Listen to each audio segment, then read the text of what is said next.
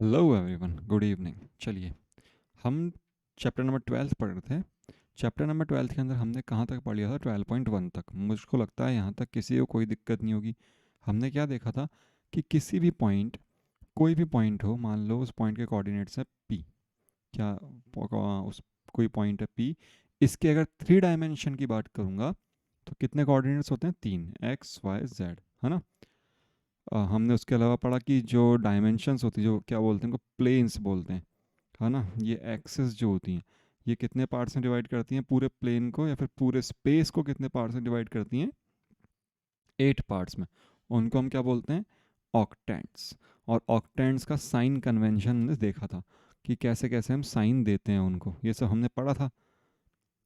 आता है साइन देना? ठीक है, क्वाड्रेंट के हिसाब से ही साइन देना है। Plus plus, minus plus, minus minus, plus minus. एक बार z सबके अंदर प्लस हो जाएगा और एक बार z सबके अंदर माइनस हो जाएगा। ऐसे हमारे 8 हिस्से बन जाते हैं। हम बता सकते हैं उसके हिसाब से कि कौन से क्वाड्रेंट में रहेगा ये पॉइंट। ठीक है, आज हमको क्या देखना है? ये कोई पॉइंट P है और एक पॉइंट Q है। इसके कोऑर्डिनेट्स मान लो x1, y1, z1। इसके कोऑर्डिनेट्स हम मान लेते हैं x2, y2 और z2।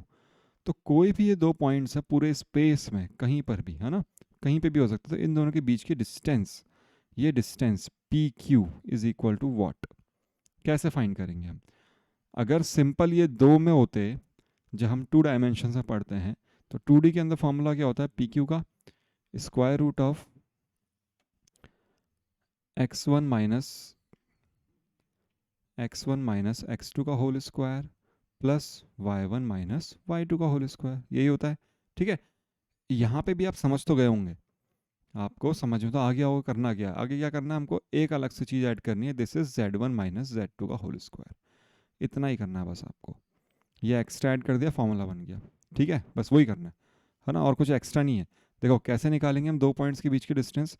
मान लो कोई पॉइंट है पी और कोई पॉइंट है क्यू, इनके बीच की डिस्टेंस है पी क्यू।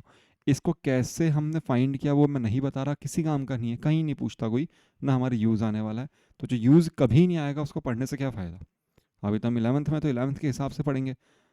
इस पी के कोऑर्डिनेट्स मैंने मान लिए x1, y1 एंड z1।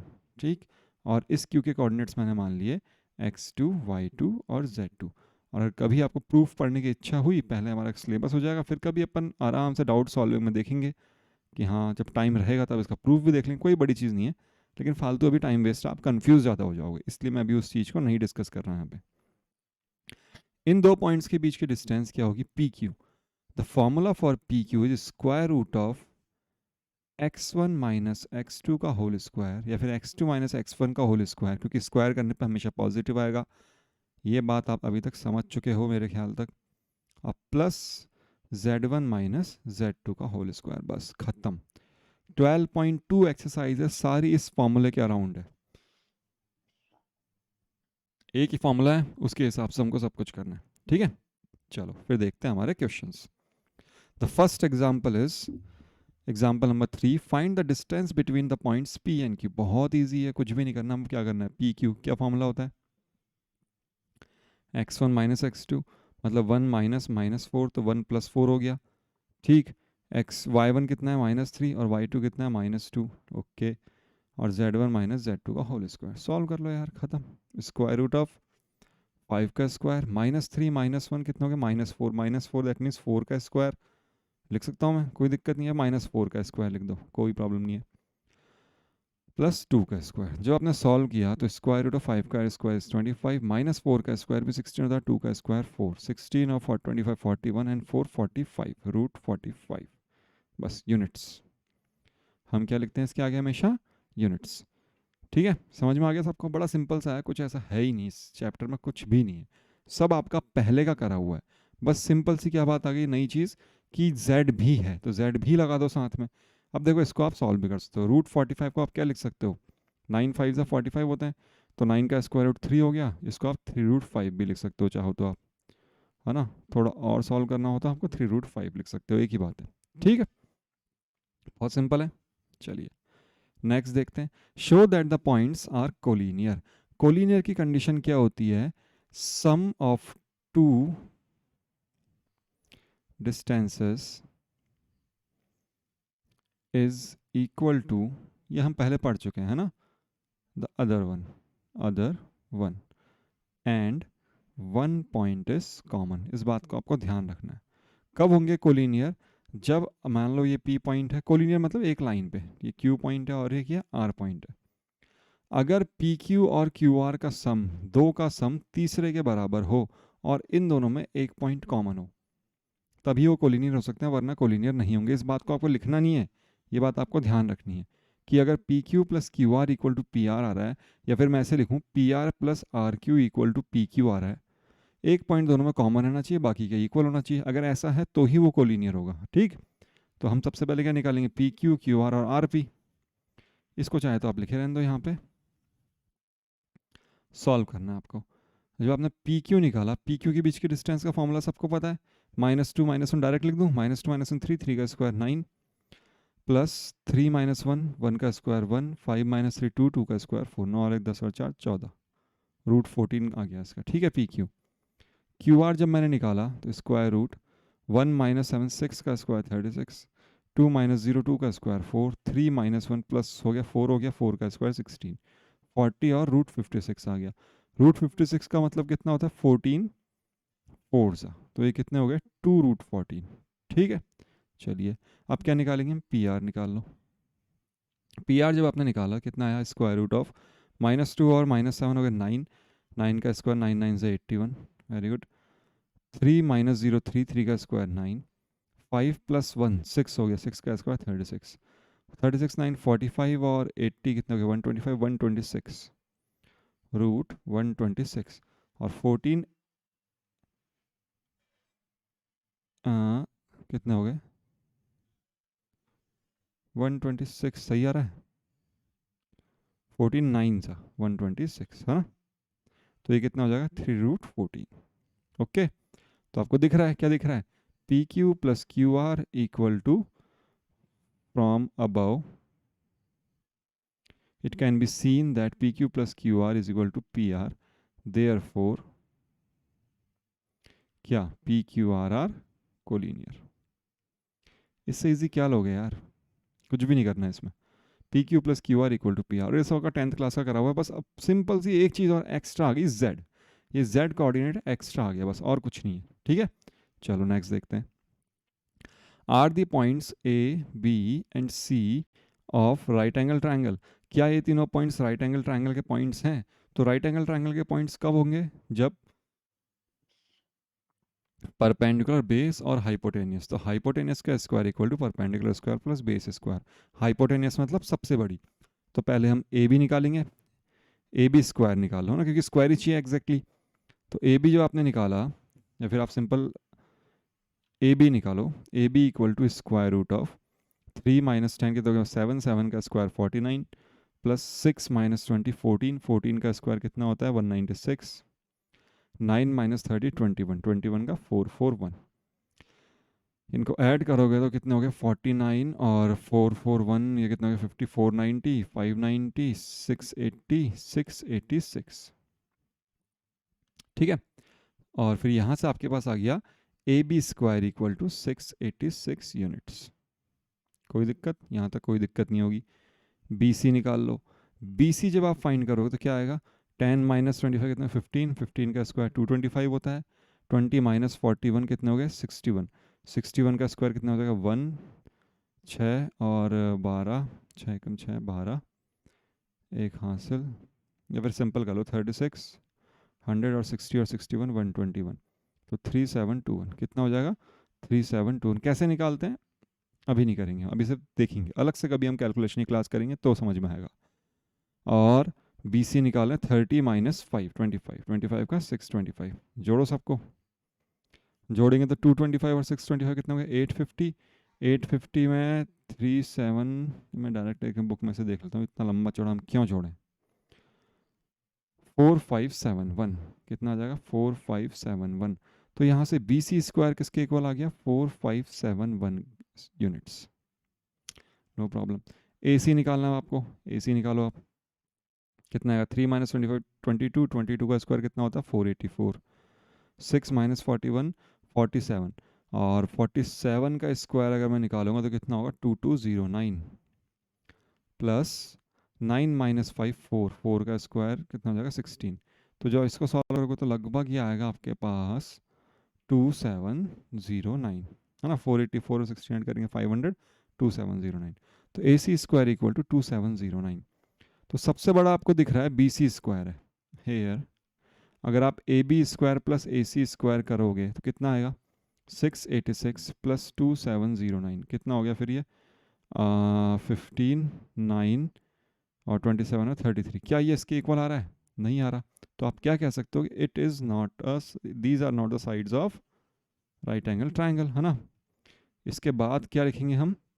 उसके बाद क्या आया so A B square plus A C square is not equal to B C square therefore not the vertices of right angle triangle. ठीक है, समझ में आ गया? सिंपल सा है, कुछ नहीं है, सिंपल जो हम करते हुए आ रहे हैं वही करेंगे हम। चलिए नेक्स्ट एग्जांपल थोड़ा आपके काम का है जो आने के चांसेस हैं। वैसे सिंपल है,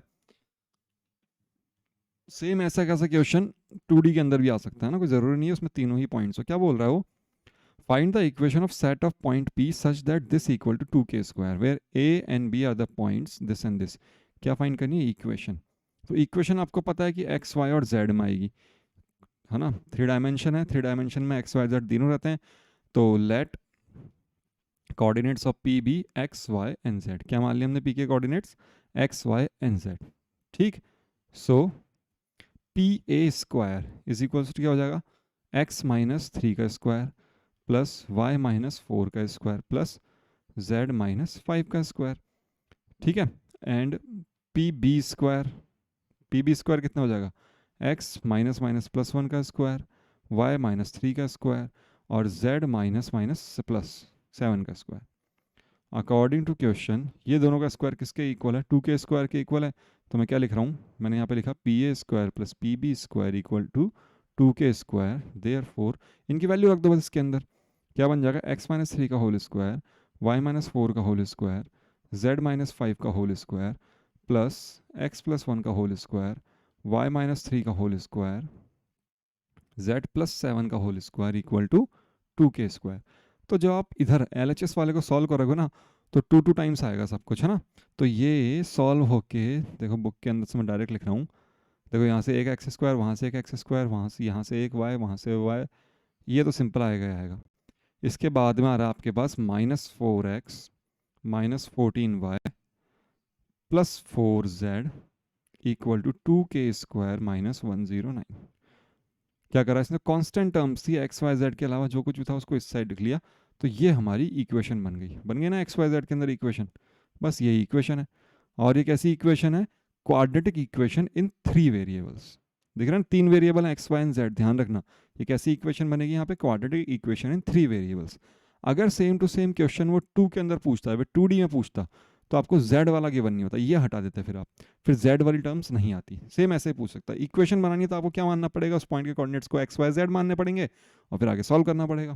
ठीक है, चलो एक्सरसाइज शुरू है। सारे क्वेश्चन से बिल्कुल नहीं कराऊंगा, आपको एग्जाम्पल बेस्ड क्वेश्चन है, बुक के क्वेश्चन है यार, उनमें क्या सारे क्वेश्चन मैं कराऊँ तो अच्छा भी नहीं लगता कराना, है ना। आपको खुद करने, प्रैक्टिस आप जितनी करोगे उतना होगा।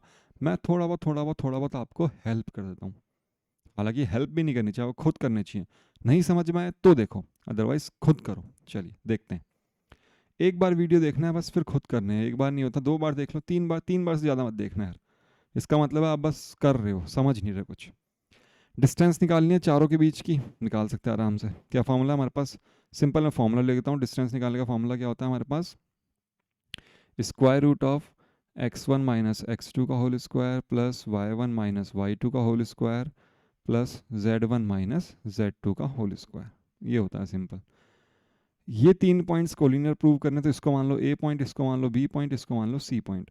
पहले ए बी की डिस्टेंस निकालो, बी सी की डिस्टेंस निकालो और ए सी की डिस्टेंस निकालो।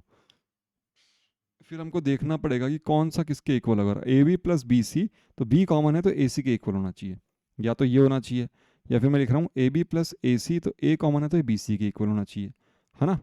या फिर मैं लिख रहा हूँ कि अब की बार क्या कॉमन लेते हैं अपन, ए कॉमन हो गया, बी कॉमन हो गया, सी कॉमन लेते हैं। ए सी प्लस बी सी ले रहा हूँ तो ये ए बी के इक्वल होना चाहिए, ठीक है। जो कॉमन पॉइंट है उसको हटा के बाकी दोनों के इक्वल होना चाहिए, अगर ऐसा है तो ही ये कोलिनियर होगा। इन तीनों में से कोई भी किसी के भी इक्वल हो सकता है, तीनों पॉसिबिलिटीज़ हैं। जिन किसी के भी दो का सम तीसरे के बराबर आएगा, देख लेना कि उनमें से ऐसा ही होगा बस, मतलब दो का सम तीसरे के बराबर आना चाहिए, कहने का मतलब ये है। अब ज़रूरी नहीं है कि पहले दो का सम ही तीसरे के बराबर है, इन दो का सम इसके बराबर आ सकता है, इन दो का सम इसके बराबर आ सकता है, कुछ भी हो सकता है ना। इस बात का आपको ध्यान रखना है। कोलिनियर मतलब एक लाइन पे, कहने का मतलब बस ये है, ए बी यहीं पे है, बी भी यहीं पे है, सी भी यहीं पे, इसी ऑर्डर में है, ज़रूरी नहीं है यहाँ बी हो सकता है, यहाँ ए हो सकता है, यहाँ सी हो सकता है, ऐसा भी हो सकता है, कैसा भी हो सकता है, ठीक है। इसके लिए किन्हीं भी दो का सम तीसरे के बराबर होगा तो वो कोलिनियर होंगे। खत्म। नेक्स्ट, आइसोसेलेस ट्रायंगल कब होगा, when two sides are equal. बस खत्म। आपको दो साइड्स इक्वल करनी है, अपने आप आइसोसेलेस हो जाएगा। देख लो, इसको साइड ए मान लो, इसको बी मान लो, इसको सी मान लो, और A B equal to B C, A C equal to B A, जो भी किसके भी इक्वल है। Vertices of right angle triangle, right angle triangle में क्या लगेगी, पाइथागोरस थ्योरम, है ना। पाइथागोरस थ्योरम उसमें फॉलो करनी चाहिए। ये अब आप सबको आ गई होगी समझ में चीज़ें, ये वापस कराने की ज़रूरत नहीं है मुझे, है ना। वर्टिसेस ऑफ पैरेललोग्राम, इस क्वेश्चन को थोड़ा सा देख लेते हैं। वर्टिसेस ऑफ पैरेललोग्राम कब होते हैं, पैरेललोग्राम क्या होता है, ये पैरेललोग्राम है, opposite sides are equal and parallel. तो हमको सिर्फ और सिर्फ क्या प्रूव करना है, क्योंकि चार पॉइंट्स हैं तो ये कोई ना कोई क्वाड्रिलेटरल तो होगा। अगर इसकी ऑपोजिट साइड्स को हम इक्वल प्रूव कर दें, ऑपोजिट साइड्स को क्या प्रूव कर दें, इक्वल, मतलब कोई भी दो साइड्स और बाकी की दो साइड्स आपस में इक्वल आ जाए, hence it is a parallelogram. मैंने इसको मान लिया ए, इसको मान लिया बी, ये मान लेना है ना, ठीक है। इसको मान लिया सी, मतलब दो साइड्स का सम आपस में इक्वल होना चाहिए और बाकी दो साइड्स के डिस्टेंस आपस में इक्वल होना चाहिए। इसको मान लिया डी। सबसे पहले आप निकालोगे ए बी, ए बी निकाला आपने, ए बी कितने करेंगे तो कितना हो जाएगा, 1 - 1 2 हो गए, 2 का स्क्वायर 4, 2 और 2 4, 4 का स्क्वायर 16, 5 और 1 6, 5 - 1 4 16, 32 36 6 आ गया, ठीक है।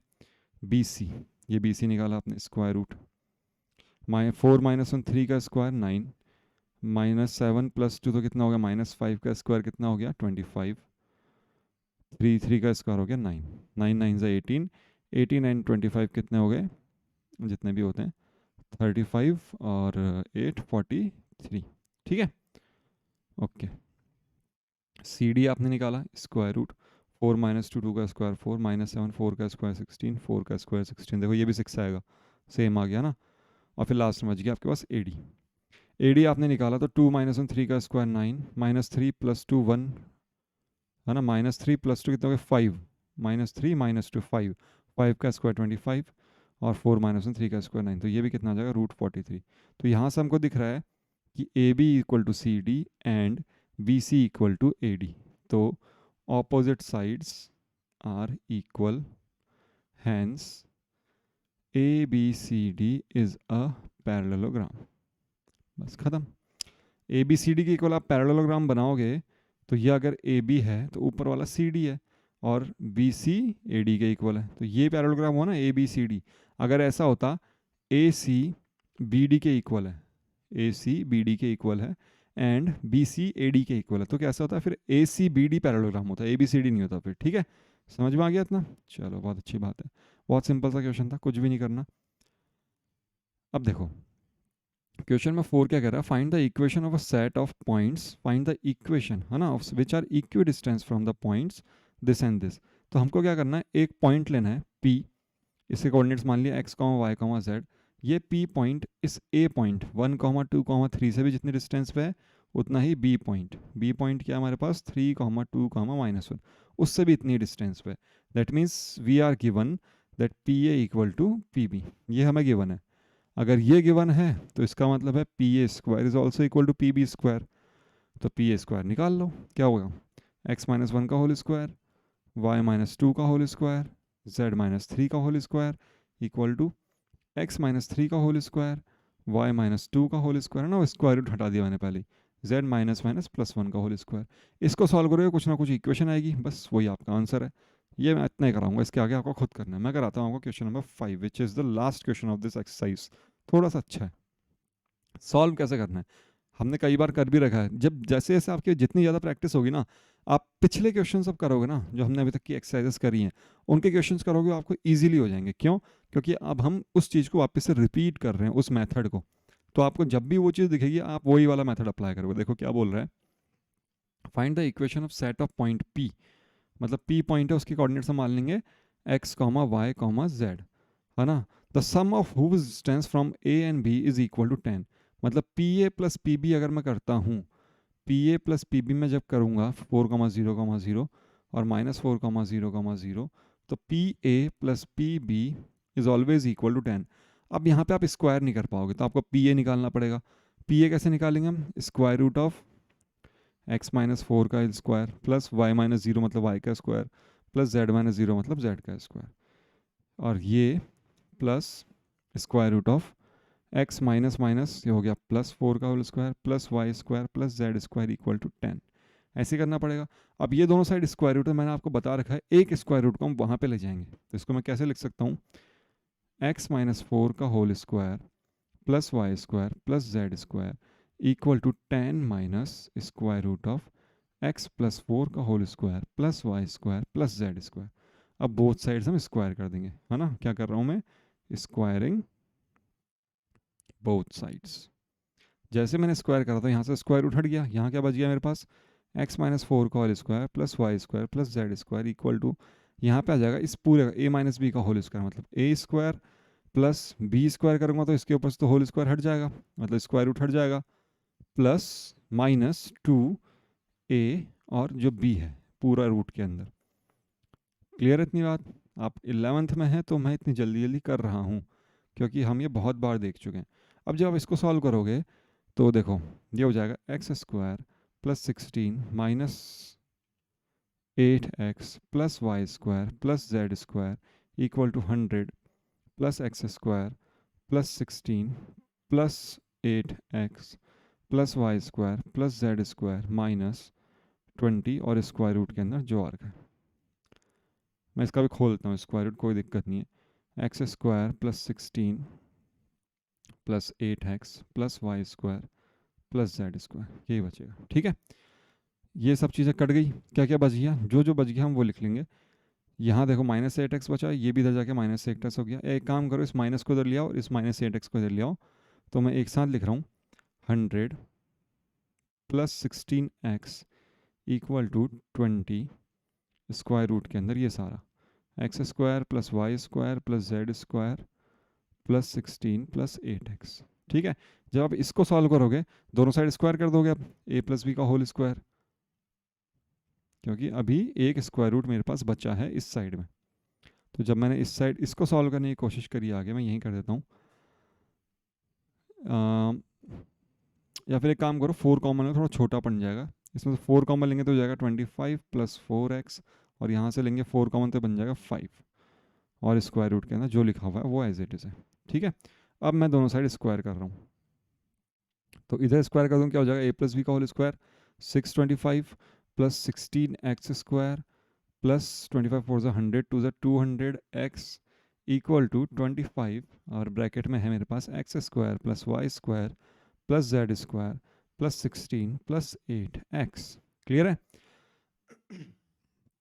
सब कुछ सॉल्व किया मैंने, इन सब चीज़ों को मैं इधर ले आया, इसको अंदर मल्टीप्लाई कर दिया, तो 25x square minus 16x square is 11x square, sorry 9x square plus 25y square plus 25z square plus 25 into 16 minus 625, तो माइनस के 25 इंटू 9, 25 9 225, ओके, और प्लस के 200x माइनस के 200 कैंसिल हो गए। ये मेरी इक्वेशन बन गई। क्लियर है? 9x square plus 25x square जो भी आ रही है आपकी इक्वेशन है। Let me check the answer. सबको समझ में आ गया कैसे हुआ? सिंपल सॉल्यूशन है। P A plus P B, ये कैसे सॉल्व करना है ये आपको समझ में आ गया होगा कि जब भी दोनों में प्लस में आता है और दोनों स्क्वायर रूट में आता है, तो हम एक को स्क्वायर रूट को उठा के इधर लाते हैं। ये इसमें समझने वाली बात है, इसको सॉल्व ऐसे ही करना है, फिर धीरे धीरे अपने आप सॉल्व होता है। थोड़ी सी कैलकुलेशन ज़्यादा है, क्वेश्चन ईजी है।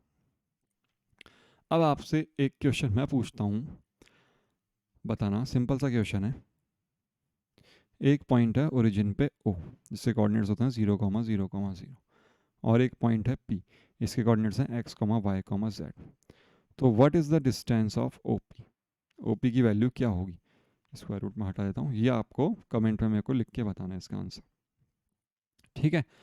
तो इसका मतलब क्या है, अगर आपने ये पता कर लिया तो आपको पता चल जाएगा डिस्टेंस फ्रॉम ओरिजिन क्या होती है टू अ पॉइंट। एक पॉइंट की ओरिजिन से डिस्टेंस क्या होती है, क्या होती है, जो भी इसका फॉर्मूला आएगा वो होती है, ठीक है।